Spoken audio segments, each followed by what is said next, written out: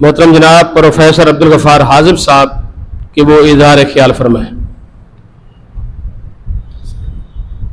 وعلیکم السلام ورحمۃ اللہ۔ نحمده ونصلی علی رسولہ الکریم، اما بعد، اللہم صلی علی محمد وعلی آل محمد کما صلیت علی ابراہیم وعلی آل ابراہیم انک حمید مجید، اللہم بارک علی محمد وعلی آل محمد کما بارکت علی ابراہیم وعلی آل ابراہیم انک حمید مجید، اما بعد، فاعوذ باللہ السمیع العلیم من الشیطان الرجیم من حمدہ ونفخہ ونفثہ، بسم اللہ الرحمن الرحیم۔ وأحل اللہ البیع وحرم الربا فمن جاءہ موعظۃ من ربہ فانتہى فلہ ما سلف وامرہ الی اللہ ومن عاد فاولئک اصحاب النار ہم فیہا خالدون۔ ماشاءاللہ علماء کرام کی محفل ہے۔ میں ایک طالب علم کی حیثیت سے چند ایک چیزیں گوش گزار کرنے کی کوشش کروں گا کہ یہ موضوع بہت اہم موضوع ہے اور اس پر بہت وقت کی ضرورت ہے۔ سب سے پہلی چیز یہ ہے کہ سود لینے والا سود لیتا کیوں ہے، اور سود کس طریقے سے ہمارے اوپر، جس طرح شکاری شکار کے اوپر جال پھینکتا ہے، اس طریقے سے سود کی مختلف اقسام، اس کے طریقے ہم پہ بچھا دیے گئے ہیں۔ عمومی طور پر آپ کسی بھی بینک میں چلے جائیں، ان کے اشتہارات سوشل میڈیا پہ وائرل ہو رہے ہیں، فلاں چیز لے لیں، فلاں لے لیں، فلاں لے لیں۔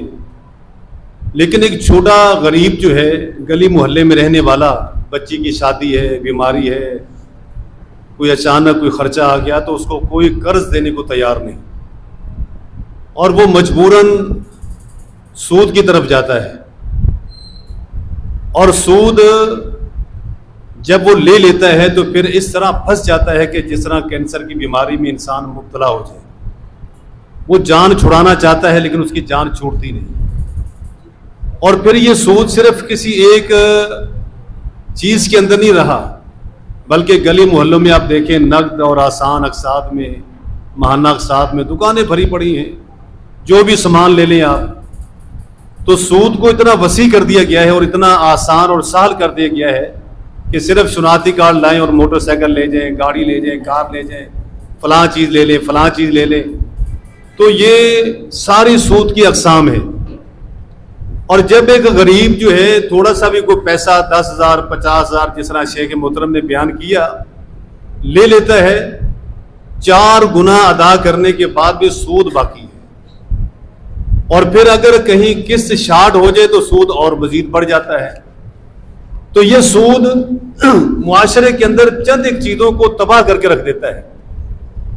سب سے پہلے جو سود خور ہوتا ہے اس انسان کے اندر ہمدردی، کسی کی خیر خواہی یا انسانیت کا کوئی پہلو، محبت، شفقت، احساس ذمہ داری، یہ سب چیزیں ختم ہو جاتی ہیں۔ سود خور کی اگر بہن بھی مجبور ہو کے آ جائے تو سود خور اس سے بھی معاف نہیں کرتا، اور معاشرے کے اندر کتنا گہرا دوست کیوں نہ ہو اس سے بھی وہ نہیں چھوڑتا۔ وہ ایسا خونخوار بھیڑیا بن جاتا ہے، وہ ہر چیز کو ڈنگ مارنے کی کوشش کرتا ہے۔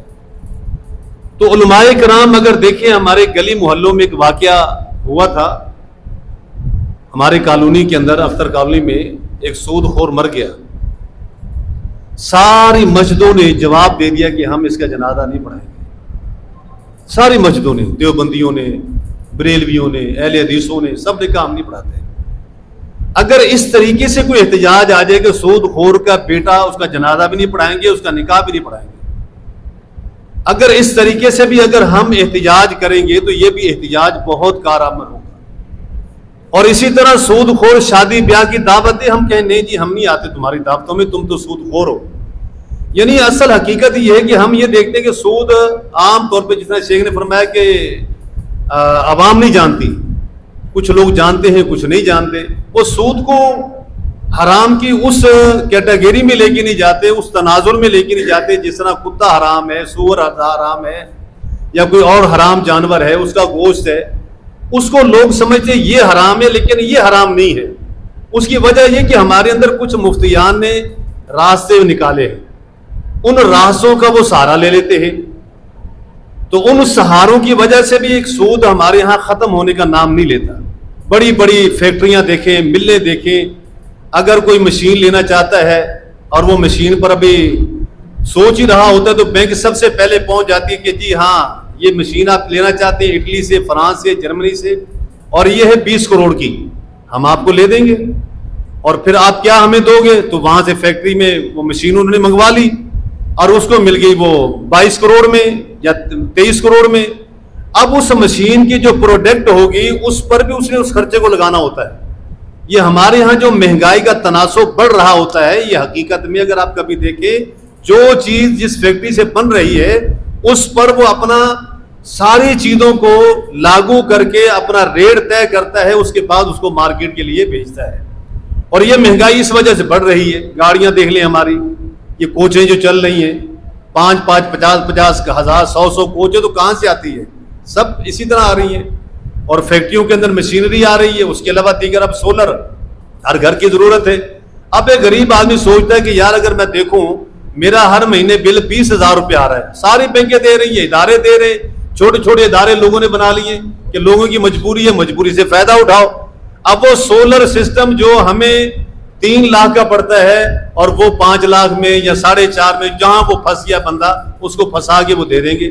اور پھر وہ ساری زندگی, بجلی تو جان چھوٹ جاتی تھی, وہاں تو جان بھی نہیں چھوٹے گی اور وہ بڑھتے ہی چلے جائے گا. ہوتا ہے کبھی بندے کے اوپر حالات ایسے آگے, بجلی کا بل نہیں بھرا, وہ لگ کے آ جاتا ہے. یعنی سود آپ دیکھیں, یہ سود ہمارے یہاں گیس کے بل میں, بجلی کے بل میں, ٹیلی فون کے بل میں, اب تعلیمی اداروں میں بھی آ گیا, اسکولوں میں, یونیورسٹیوں میں. یہ جو فیس, لیٹ فیس ہوتی ہے, لیٹ فیس کیا چیز ہے؟ مطلب کبھی اس پہ ورک کرے یا سوچے, یہ کیا سب سود ہے, ٹوٹلی یہ سود ہے.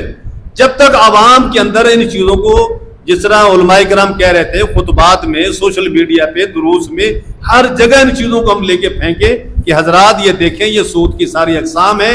اور یہ سود خور جو ہوتے ہیں ان کے اندر ہمدردیاں, صدقات, خیرات, یہ ساری چیزیں نکل جاتی ہیں. وہ اپنے سود کو ترجیح دیتے ہیں اور سود اپنا کاروبار سمجھتے ہیں, اور حج بھی کر رہے ہیں, عمرے بھی کر رہے ہیں, نمازیں بھی پڑھ رہے ہیں اور باقی ساری عبادات بھی کر رہی ہیں. تو اس پر بھی جو نا عوام کے لیے آگاہی ہونی چاہیے. اللہ تبارک و تعالیٰ نے فرمایا کہ احل اللہ البیع وحرم الربا, اللہ نے بے کو, تجارت کو حلال قرار دیا ہے. تجارت کرنے سے, انڈسٹری لگانے سے کتنے فائدے ہوتے ہیں کہ غریب کا روزگار چلتا ہے, وہاں کتنی لیبر آئے گی, کتنے لوگوں کے ہاتھوں میں وہ چیز پہنچتی ہے. تو کاروبار کے مواقع جب ہوتے ہیں تو روزگار کے مواقع پھیلتے ہیں. اور پھر یہ کہ انسان کے اندر صدقات اور خیرات کی جو ایک اللہ تبارک و تعالیٰ نے عبادت کا طریقہ دیا ہے, اس سے کیا بنتا ہے؟ ایک غریب کو 10,000 کی ضرورت ہے, بجائے اس کے کہ میری زکوٰۃ 20,000 بن رہی ہے, میں 8-10 افراد کو دے دوں, میں اس کو ضرورت پوچھوں, اس کے حوالے کر دوں کہ یہ تیری تو جان چھوٹی. اس طریقے سے اگر ہم اس چیز کو مینیج کر لیں تو بہت آسان ہوگا معاشرے کے اندر. اور یہ چھوٹے چھوٹے ادارے, ہم نے اپنے علاقے میں ایک ادارہ بنایا تھا چھوٹا سا, خدمت خلق کے نام سے. تو کیش نہیں دیتے تھے, ضرورت کیا ہے, بیوہ ہے, یتیم ہے, سلائی مشین. پھر سلائی سیکھنے کے لیے اس کو کسی جگہ ہم ڈال دیتے تھے تو وہاں سلائی سیکھ لو. وہ سلائی سیکھنے کے بعد مشین اس کو مل گئی, اپنے گھر میں بیٹھ کے وہ کپڑوں کی سلائی کرتی تھی, اور وہ لینے کی بجائے دینے والے بن گئے.